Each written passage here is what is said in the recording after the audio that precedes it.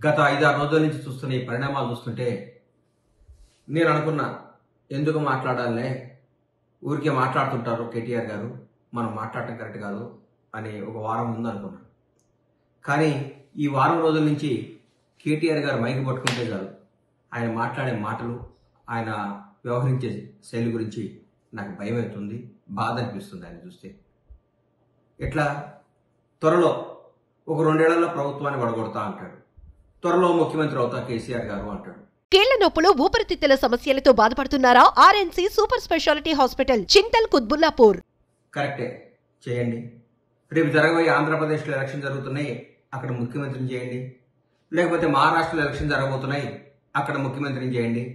లేకపోతే రేపు ఎక్కడో పక్క రాష్ట్రాల్లో, కేరళలో భారతీయ రాష్ట్ర సమితి కదా మీ పార్టీ అధ్యక్షులు కేసీఆర్ గారు, భారతదేశంలో ఏ రాష్ట్రం నుంచి అయినా ముఖ్యమంత్రి అవడానికి అర్హత ఉంది, ఆయన కావాలి, మీరు పోరాడాలి, మీరు పార్టీ భారతీయ రాష్ట్ర సమితి భారతదేశ వ్యాప్తంగా బలపడాలని కోరుకుంటున్నా.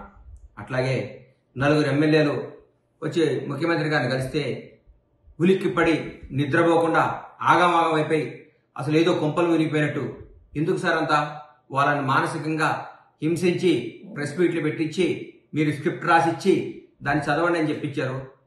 వాళ్ళు ఒక 2 లక్షల మందికో 2.5 లక్షల మందికో ఓట్లే ఒక ప్రతినిధిగా ఉన్నప్పుడు వాళ్ళ సమస్యలు ముఖ్యమంత్రి గారిని కలిసి చెప్పుకోవద్దా? ముఖ్యమంత్రి గారిని కలవద్దా?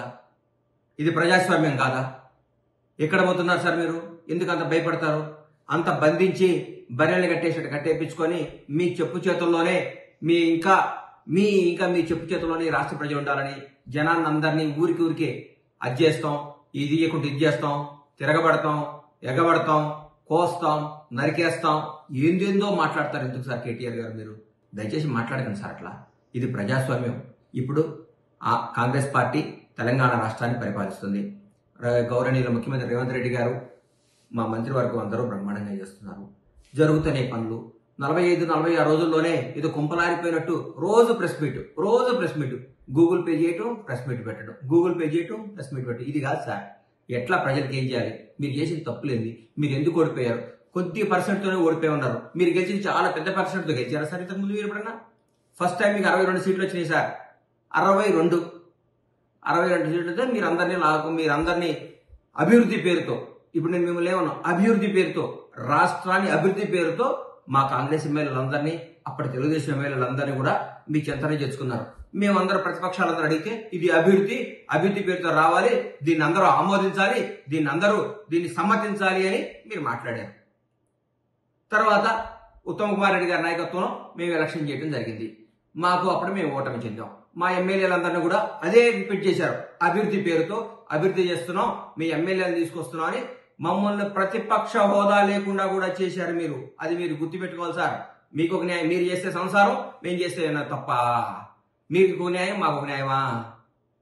మేము ఇప్పుడైతే తెలంగాణ రాష్ట్ర ముఖ్యమంత్రి పోస్ట్ ఖాళీగా లేదు.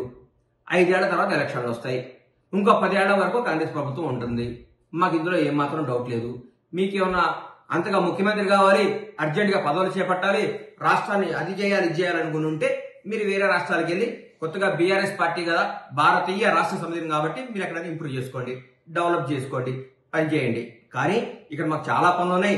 అవినీతి మొత్తం ఒక్కొక్కరు తిమ్మింగళాలు, ఒక చిన్న ఆఫీసరు మీ చెప్పు చేతుల్లో ఒక చిన్న ఆఫీసర్ని పట్టుకుంటేనే ఒక 1000 కోట్లు వచ్చినాయి. ఇవాళ 1000 కోట్లు. ఇట్లాంటి 1000 కోట్లన్నీ రికవరీ చేసి పేద ప్రజలకి, తెలంగాణలో ఉన్న పేద ప్రజలకు పంచండి సార్ అని గౌరవ ముఖ్యమంత్రి గారిని చేతులెత్తి నమస్కరిస్తున్నా.